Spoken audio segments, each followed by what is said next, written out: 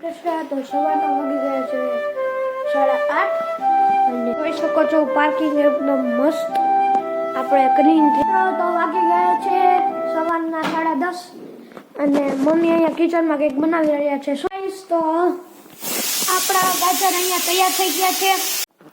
ચાલો ગાઈસ તો આવી ગયા છે સાંજના 4:15 અને અમે ઉઠી ગયા છીએ। કૃષ્ણ તો સવારના વાગી ગયા છે 8:30 અને અહીંયા આપણે બધા ભગવાન ઉઠી ગયા છે અને આપણે દર્શન કરી લઈએ તો અને મમ્મી પોતા કરે છે। ગુડ મોર્નિંગ, જય શ્રી કૃષ્ણ, જય સ્વામિનારાયણ। તો જો આપ તો બધાય પોતા મારું શું હજી સરખું કર્યું અહીં બધે નીચે અને કચરા પોતા કપડા ધોઈ ગયા અને કચરા પોતા કરું છું અને જો આ બધું પગ લૂસણિયા બધું આ તો ધોવા કાઢ્યું છે એટલે મોડું થઈ ગયું મારે। આ તો આજે આપણે આપણી છાપાની અપડેટ જોઈ લઈએ શું અપડેટ છે નવી। તો પહેલા આપણે જોઈ લઈએ સ્પોર્ટ્સની શું અપડેટ છે।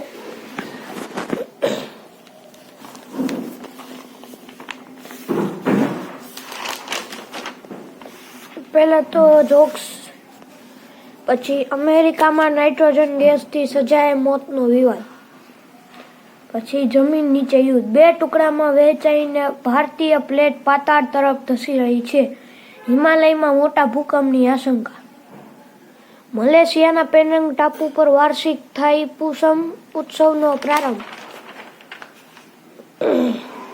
તો હવે આપણે સ્પોર્ટ્સની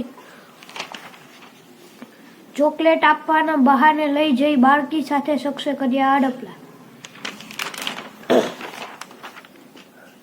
શ્રેણી વિજયની હેટ્રિક ભારતનો ટાર્ગેટ રહેશે।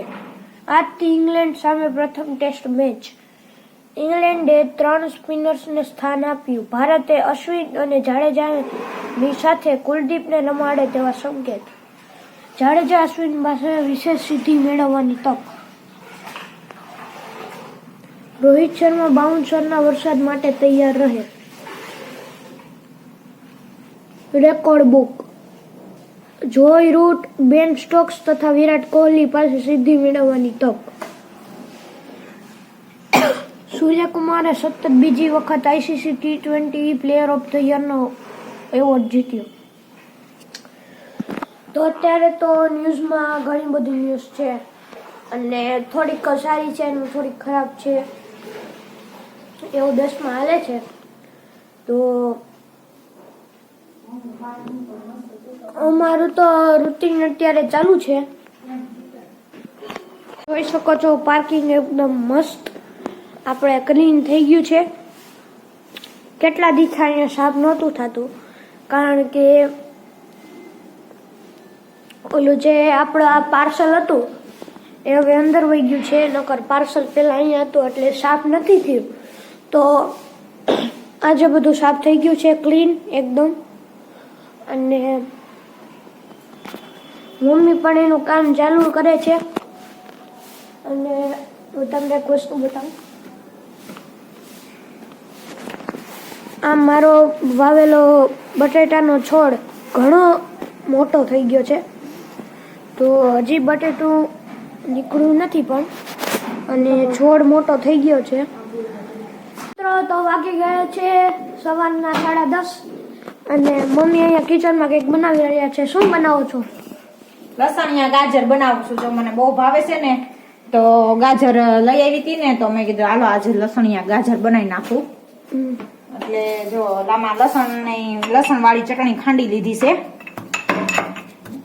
લસણ નાખીને અને મરચું નાખીને ખાંડી લીધી છે। હવે આ જો ગાજરને તો આપણે પહેલા જ ધોઈ લીધા છે, હવે એમાં નાખશું આ લસણ વાળી ચટણી, મીઠું અને ધાણા જીરું। અને આપણે બપોરની રસોઈનું મેનુ શું છે? બપોરની રસોઈનું મેનુ છે જો બટેટાનું શાક, ભાત, રોટલી, લસણિયા ગાજર, જો આ લસણ વાળી ચટણી નાખી આમાં, પછી ધાણા જીરું નાખવાનું છે।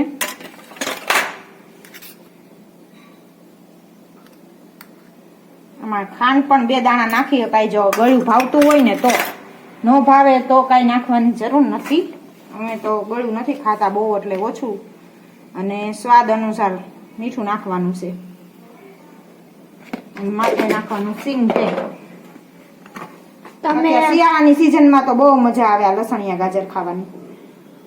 સ્વાદ જો તમારે સારો લાવવો હોય તો સિંગ તેલ વાપરી શકો, નહીતર બીજું તેલ પણ ચાલે.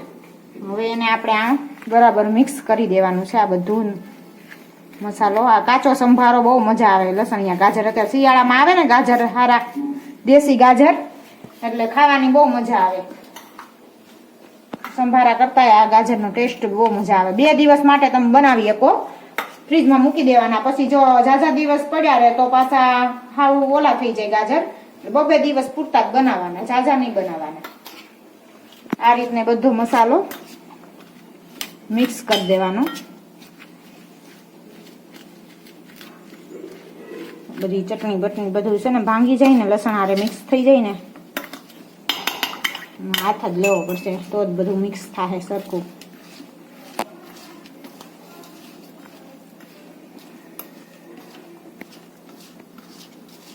મને તો બહુ ભાવે શિયાળામાં લસણિયા ગાજર, એટલે હું તો ગાજર જો આવે ને એટલે લસણિયા ગાજર બનાવી નાખું. તો આ રીતને આપણા લસણવાળા ગાજર તૈયાર થઈ ગયા. હવે આમાં આપણે કોથમીર નાખવી તો નાખી દેવાય, ટમેટું નાખવું હોય તો ટમેટા વાળા કરાય, પણ ટમેટા વાળા મને ન ભાવે એટલે હું તો ખાલી સાદા લસણ વાળા જ બનાવું. એકવાર જરૂરથી ટ્રાય કરજો. લસણિયા ગાજર ખાવાની બહુ મજા આવે શિયાળામાં. મને પણ ખૂબ ભાવે છે. જો આ રીતને બનાવે આ લસણિયા ગાજર થઈ ગયા તૈયાર. સિંગ તેલની સુગંધ પણ આવે છે. તેલ આપણે જો વધારે નાખવું હોય તો વધારે નાખીએ, કાંઈ જેવું આપણે ઓલું કરવું હોય એમ કરી શકાય. તો આપણા ગાજર અહીંયા તૈયાર થઈ ગયા છે, અને આપણું બટેટાનું શાક પણ હજી બનાવવાનું છે. છે. બટેટા બાફવા મૂકી દીધા, થોડાક ઘટે એમ છે એટલે એમ ઘટે એમાં નહોતા, પણ જો પૂનમ રહીશું ને તો બાફેલા બટેટા મેં ચટણી મીઠું ને લીંબુ વાળા કરીને ખાવા લીધા, એટલે મેં કીધું થોડાક બટેટા વધારે બાફી નાખું એટલે મારે સાંજે ફરાળમાં હાલે, એટલે મેં પછી શાક બનાવું. એટલે જો ચાલો કોને કોને બટેટા બહુ ભાવે છે તો ચાલો મસાલા વાળા બહુ મસ્ત લાગે, ખટા મીઠા ચટણી વાળા, એટલે બટેટા બાફા મૂક્યા છે. તો બસ આપણું રૂટીન અત્યારે આમનું ચાલુ છે, અને આગળ જોતા રહેજો, અને વિડીયો કાપીને ન જોતા, અને અમારા વિડીયો ગમતા હોય તો લાઈક કરજો. ચાલો ગાઈસ, તો આવી ગયા છે સાંજના 4:15 અને અમે ઉઠી ગયા છીએ, ચા પાણી પી લીધા છે. અને જો અહીંયા આરાધ્યા બેન ને ઉધરણ બહુ જ આવે છે. આજ બપોર વચ્ચે બહુ હુવા નથી દીધા, ઠો ઠો ઠો ઠો, એટલે નાહ લેવા બેહાર દીધી છે એને. તો એ આરાધ્યા નાહ લે છે, અને અમે ઉઠીને બેસી ગયા છીએ. તો હવે જઈશું નીચે મશીને બેસીશું સીવવા. મમ્મીની ગયા છે સુરત, તો આજે ભજન આવશે નહીં, બે લગ્નમાં ગયા છે. તો ચાલો આગળ તમને બતાવું હવે કીર્તન આવે પછી શું કરીએ છીએ પ્રોગ્રામ.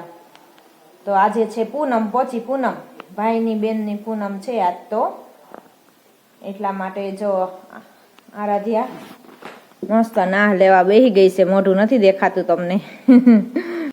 તો સાંજના વાગી ગયા છે 5:30, અને કાલે છે 26મી જાન્યુઆરી, તો છે અમારે સ્કૂલે રજા, મારે અને આરાધ્યાને. અને મમ્મી બેસી ગયા છે મશીન ઉપર. અમારે બીજું શું કામ હોય, બપોર પછી નવરા થાય એટલે જો મશીને બેહવાનું.